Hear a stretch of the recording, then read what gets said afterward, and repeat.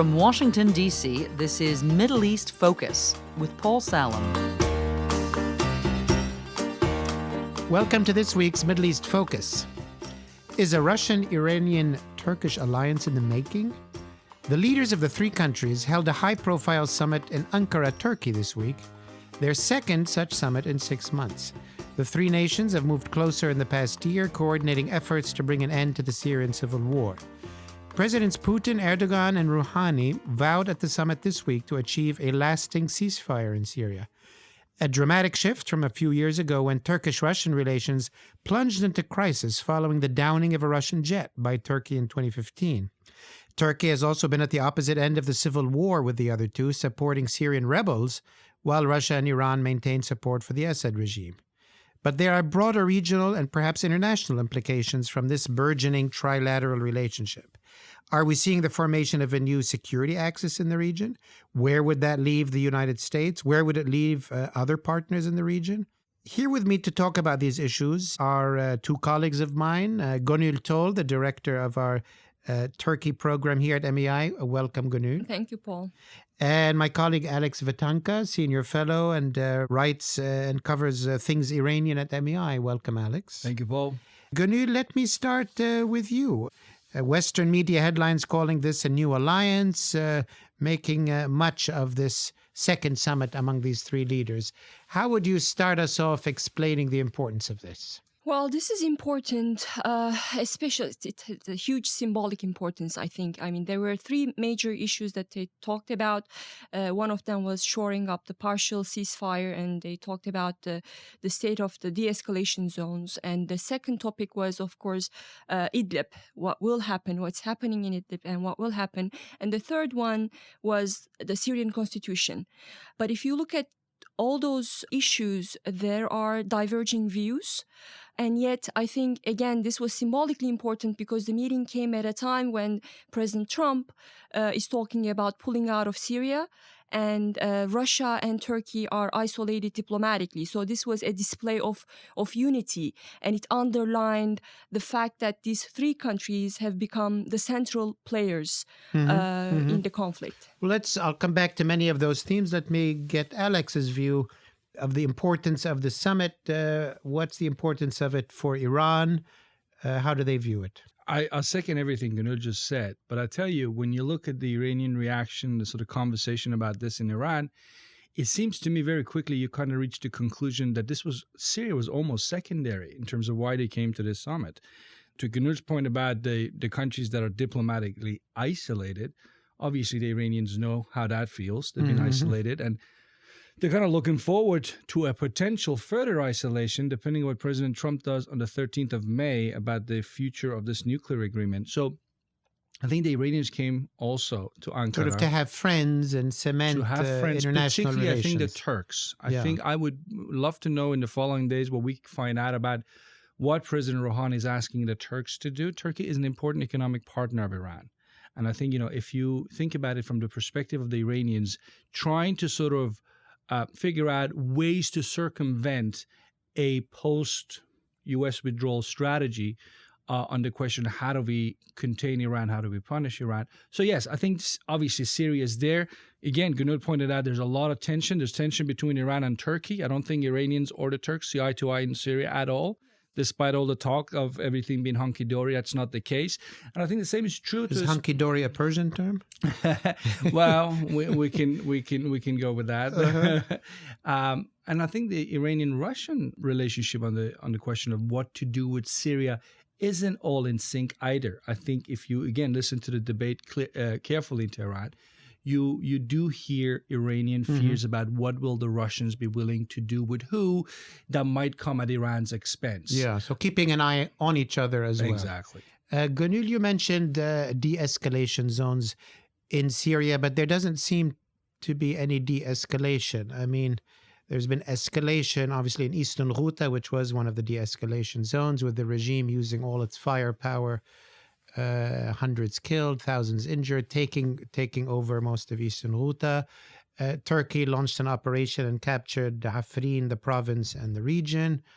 The only two other regions that are currently kind of not escalated. One is where the Americans currently are in the Northeast, but President Trump says he wants to leave, and that raises the question, if the U.S. leaves, what happens there? And the fourth zone, fourth zone is in the south, where Turkey has no presence. So relating to Syria in this summit, is President Erdogan really just talking about maybe consolidating Afrin and discussing what happens in Idlib? Does he have any leverage over the broader question of political, settlements, the future of Assad, anything like that? I think he does now because he created facts on the ground by militarily intervening. So now he does have leverage. And I think apparently there's some kind of agreement going on between Russia and Turkey because now there are reports, unconfirmed reports, that the Turkish-backed forces are now encircling Tel Rifat. Tel Rifat is another town east of Afrin. And there's a Russian base there, and Russian troops reportedly withdrew. So apparently there's an understanding between Russia and Turkey that Turkey would capture that area. So I think Russians want Turkey to do something in Idlib. Idlib is the key because after what happened, everyone is expecting the fall of Eastern Ghouta. And after that, I think Idlib is going to be the scene of attacks. Mm-hmm. So the regime and Russia, of course, wants to capture Idlib. But that's a big problem for Turkey because when that happens, there will be more refugees going towards Turkish border. So Idlib is the key, and I think that's where Turkish leverage comes in. And as relates to the northeast in Syria, where the YPG is present, where the Americans have been present, there's been talk about what might happen in the town of Manbij, which is west of the Euphrates. But how are the Turks looking at the emerging situation, potential if the Americans end up withdrawing? How would they deal with the Northeast? Would they prefer the Americans to stay, to keep a lid on the YPG? Well, great question, because right after Trump announced that the U.S. Is going to withdraw soon, Turkish Prime Minister welcomed the news, saying that was the right decision. But I think it would hurt Turkish interest if the U.S. withdraws from Syria completely, because the reason why Russians gave the green light to a Turkish operation and why Russians have been so open to Turkish demands about the Kurds has been the U.S. presence, because the Russians, they want to drive a wedge between Turkey and the United States, and they want to punish the Kurds for cooperating with the United States. So if the U.S. is out of the picture, then I think Turks will have less leverage over Moscow, and Moscow will be less willing to listen to Turkish concerns when it comes to the Kurds. So I think a U.S. withdrawal will hurt Turkish interest. And also, in terms of, yes, Turkey's number one priority is confronting the Kurds, but number two priority is still toppling the Assad regime and also curbing Iranian influence. So if the Americans are gone, Turkey will not have a partner. Will lose leverage on those issues. Yes. Yeah. Alex, you've written recently that the Iranians felt that they're not getting enough of the spoils in Syria, contracts and so on and so forth.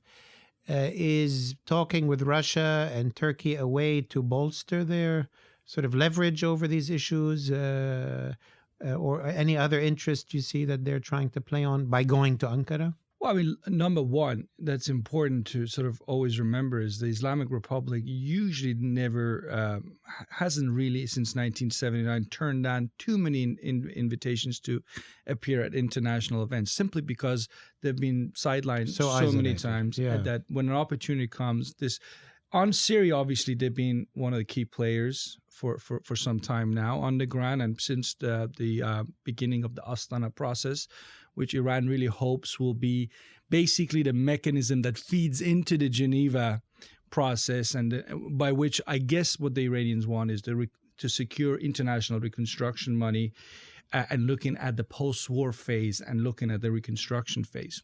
What I pick up by looking at the Iranian debate on Syria, a few months ago, their concerns were more about Russia. You would, hear openly from Iranian officials that the Russians are trying to cut deals with the Syrians and deliberately sideline us.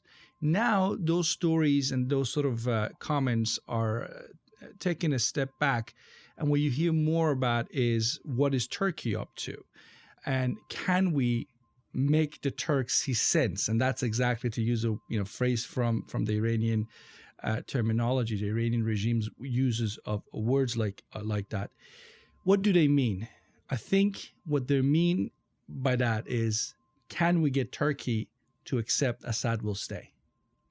That seems to be one of the key key demands still. How realistic that is, that's obviously to be found out. And when they say that, they throw in hints at what Iran can still do to undermine Turkey. For instance, Turkey, you shouldn't forget that you've made these advances in recent months because Iran looked away, because we told some of our allies on the ground not to confront you. But that can change very quickly. We could change our attitude on that. We can even maybe go back and reconsider our alliances with some of the Syrian Kurds. So you see, they're trying to sort of figure each other out. Yeah. But right now, it seems that the Turks are the ones that are focusing Iranian minds the most. And I'm sure the Russians are right after on the list. Well, go ahead, Gonul. And also reportedly, Rouhani, during the summit in Ankara, he said that he wants the Turks to hand over Afrin over to the regime. So that, again, underlines how uncomfortable Iranians have been with Turkey's military operation. And I've been saying this all along. I don't think neither Russia nor Iran will tolerate a long-term Turkish military presence there. And the Iranians, Gonul, as you know, when they describe Erdogan at times as, sultan in waiting who wants to expand, they don't just look at Syria. They also look at what the Turks are doing in northern Iraq.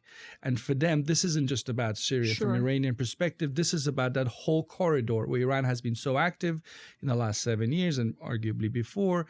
And if you're sitting in Tehran, I guess the question is, will the Turks come in last minute and just basically pick up much more than they have really deserved from an Iranian perspective to be able to Well, let me ask both of you a political question. Erdogan clearly runs Turkey. Putin clearly runs Russia. Rouhani clearly does not run Iranian foreign policy, at least.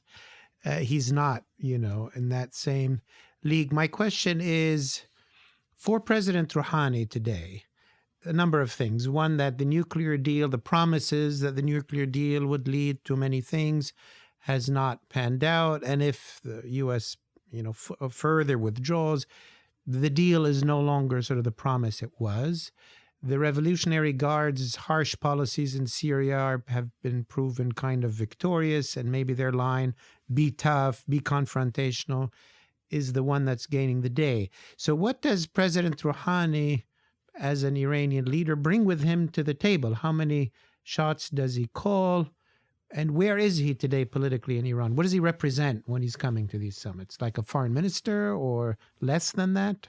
I mean, let me turn to that in a second, Paul, but let me just start off by saying, when we describe the Revolutionary Guards of having been the ones who've been having the winning ticket, if you will, on how to go about, advance Iran's national interest in the region, the problem the Revolutionary Guards will have back home within Iranian society is that's recipe for open-ended conflict. That's how your average Iranian sees what Revolutionary Guards is about. This sort of idea of eternal conflict and spreading the revolution, that is not what Iranian society is at. They don't want this eternal fight for spreading the revolution. So it comes down to the political capital that the Revolutionary Guards have back home to be able to wage, all the wars that they would like to wage. I don't think they have it. And I think that's why someone like Rouhani is probably so more... he remains sort of, He more... is at least the guy who will probably have a lot more to say to shape the consensus right now with his foreign minister Zarif. Because unlike the heads of the Revolutionary Guards, he can probably present to the leadership within the regime the big holistic picture, not just about how things are great, working out great tactically in Syria, Iraq, but just say, this is how your foreign policy is connected to the state of your economy, and the state of economy is connected to the survival of the regime at home. So he's still very relevant because He is relevant. He's sort of on the economic and political side represents what a lot of people want. Because the Syrian regime, whether we like it or not, the outcome of the Syrian regime in itself will not dictate whether the Islamic Republic will survive or not.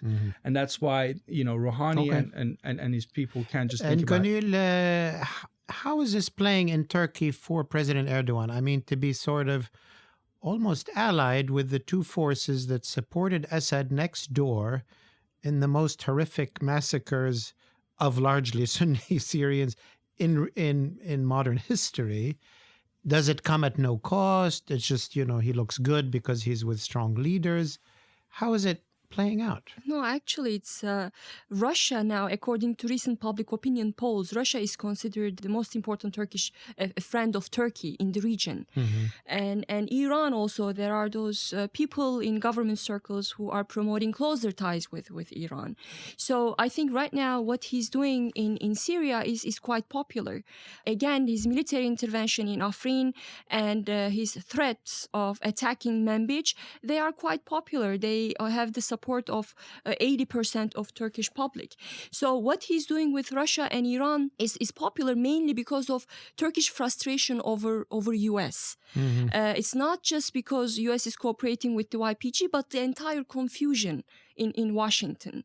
These conflicting voices coming out of Washington. So Turks do not consider the US as a reliable partner anymore. So the next best alternative is partnering with two important countries who play a major role in Syria, and that's Iran and Russia. Well, let me ask you about, the low point of U.S.-Turkish relations. They just seem to be getting lower at every juncture. But there's the S-400 deal, the advanced anti-aircraft missile system that Turkey's purchasing from Russia, which is, causing a lot of upset in Washington.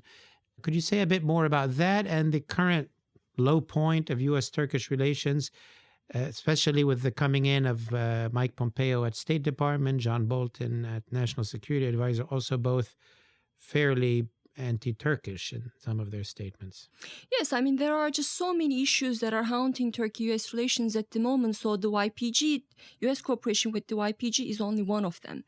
And Pompeo and the others, the Iran hawks, I think they're going to make problems even more serious, especially if the US decides to walk away from the Iran deal. That's going to put Turkey in a very difficult spot. Why? Well, because Turkey has always argued that Iran's nuclear program is peaceful. And if you remember, in 2010, Turkey led the international efforts and mediated between Iran and the world and voted against Iran sanctions at the United Nations. And that really angered Washington. So that's been Turkey's stance. And Turkey has a very close trade ties with Iran. So that's why it's going to be very difficult for Turkey if Washington makes that decision. But I think other than that, aside from the contextual factors, there are now structural problems in Turkey-US relations. If you look at all the crises in Turkey-US relations historically, there was always one actor that promoted closer ties and that saved the relationship, pulled the relationship from the brink, I think, and that was Turkish military and the center-right parties. So right now, if you look at who is calling the shots in Ankara, you don't see those actors anymore. The military has become very anti-US, and also the center-right party, that is the AKP in charge, it's become very anti-Western too. So that's why, and in Washington too, Pentagon traditionally played that role, and now there's confusion and hesitation within the Pentagon about what Turkey can offer to the United States. So now I think the problems, they've become structural. They become systematic and structural. Well, that's all the time we have. I want to thank my two guests, Gonul Tol. Thank you for being with us today. Thanks for having me. And Alex Vatanka, as always. Thank you, sir, Thank you, for Paul. your insights. And I want to thank our listeners for tuning in today. And if you'd like to join the conversation, please do so on our Facebook page, www.facebook.com/Middle East Institute. And we will see you next week. This has been a presentation of the Middle East Institute. To support MEI's programs and podcasts, please donate at www.mei.edu. Thank you for your support.